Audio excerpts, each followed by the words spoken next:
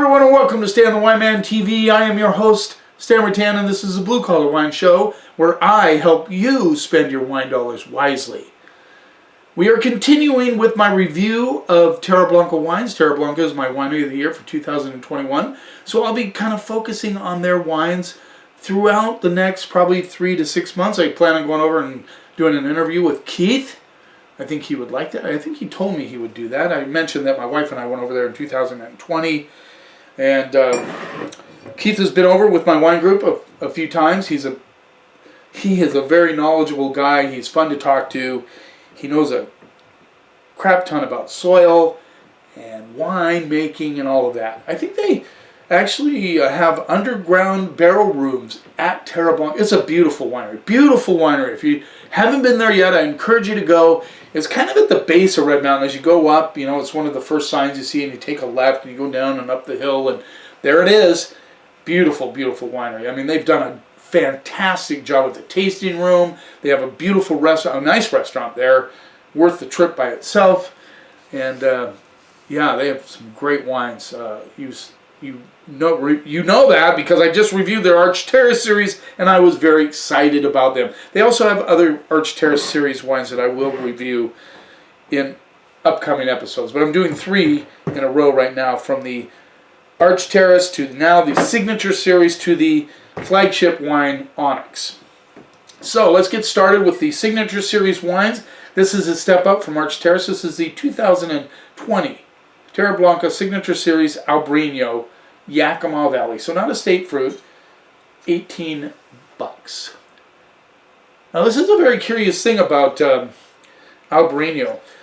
Used to be Semillon was big in Washington State. There were tons of Semillon being made. And then there was lots of Chenin Blanc. Now neither one of those, you can't find any of those anymore as much. I mean, Lake Cole makes a Semillon. There's a few wineries that make Semillon, and a few that make a Chenin Blanc. But now I'm noticing more and more that they're getting into Albariño. So obviously, grape growers have realized that Albariño does really well in Washington State. Now, question for you guys. Make a comment. Albariño is well known from what area of the world? There's a specific area of the world where they do a ton of Albariño, and that's where people look for it. But I'm really impressed that they're doing it so much in Washington State. So let's get into this Albariño. I think I showed you the label. Yes, I did. $18. Of course I did. Very, very light in color. Just like that very pale straw color. Let's see what we get on those. Mango, papaya, apricot, just a pinch of peach. Just a pinch of peach. So the other place where Albariño comes from has very similar qualities on the nose. Very similar aromatics. Let's see what we get on the palate.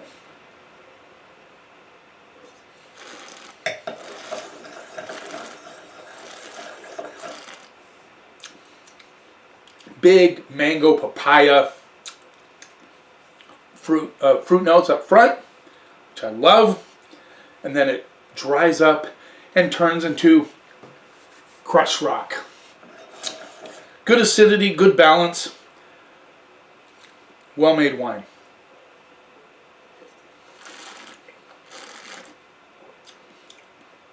For those of you who may seek out Albariño from this other place, will find that this is pretty close to that.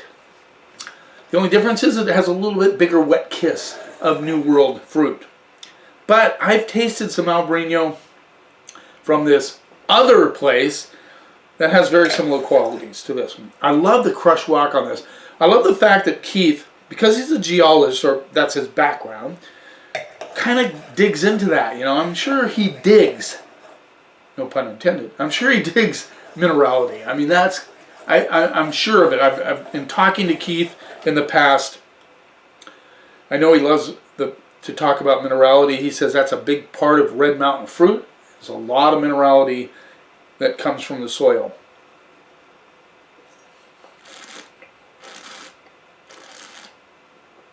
The acidity is bracing, fresh, nice. This is quality Albariño. I'm not sure if I even tried this before If I did, I forgot, but I don't think I did because I don't think I would have forgot that. That's straight up A. That is an A Albarino for a very reasonable price of 18 bucks. Wow. Wow. Wow. Okay, let's move on to the 2017. Now, that's an interesting vintage, not a perfect vintage. Washington State is known to have a lot of great vintages. I think 2011 and 2017 were both a little tougher.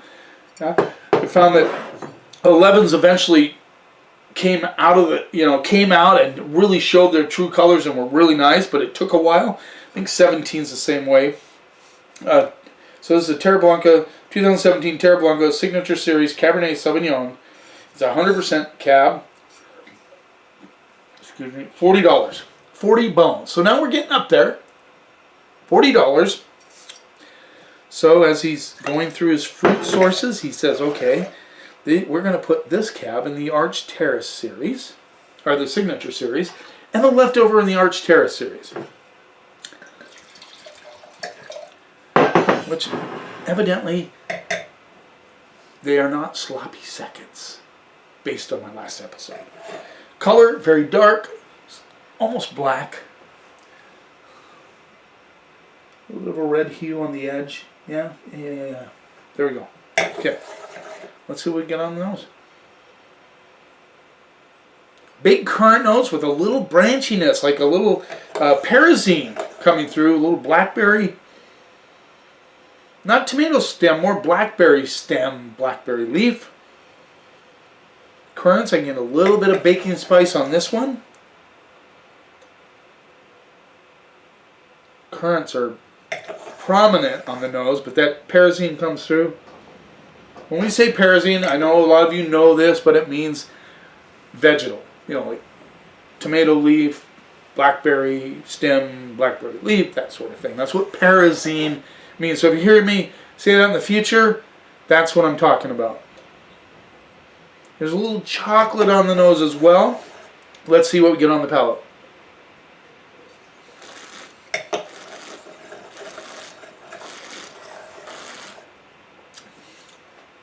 Big currant notes, a little bit of licorice, which I didn't get on the nose. Chocolate notes come through. That pyrazine hits, a little branchiness, little blackberry stem thing. Reminds me a little bit of late 70s to the early 90s Napa cabs. Cab has that vegetal quality to it. A lot of times they add Merlot to soften it up a little bit, or they add a little Cab Franc, which will add the herbaceous kind of vegetal pyrazine quality. But Cab by itself does have that.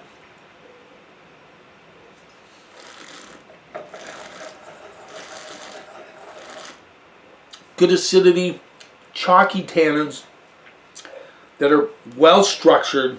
This is a big structured wine.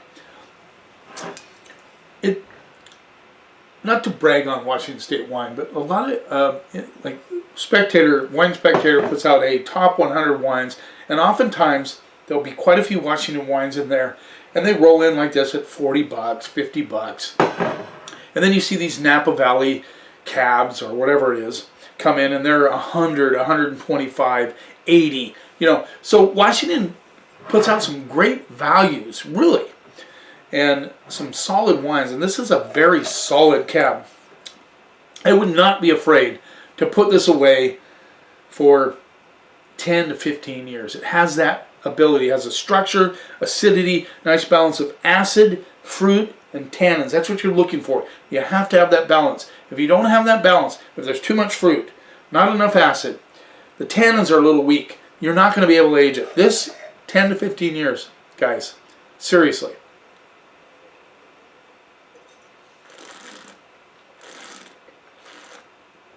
The chocolate notes hit on the mid palate, and then on the finish you get that kind of pyrazine, but it's not over the top. It's nicely integrated.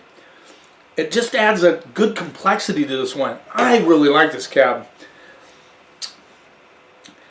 Yeah, it's not a plush fruit bomb by any means, but it's a nicely well-made, complex, balanced cab from Washington State, and I'm going to go A plus on that because that's how good it is. That's how well made it is. And you're getting a little, almost like a little menthol thing on the backside. And there's good minerality as well. It's not over the top minerality, but it's integrated in there really nicely. Yeah. Great cab. There you have it. So far, so good. You have to remember that if the wines don't...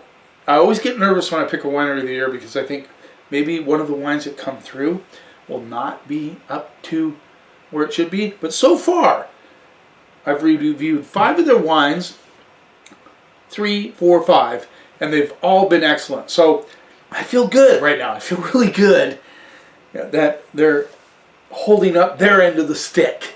Because you know what, if it's not up to par, I'm going to tell you guys. You know it. You know it. Thanks for taking a little time out of your day. I really appreciate it. Don't forget to subscribe to my channel. You keep watching, and I'll keep helping you spend your wine dollars wisely.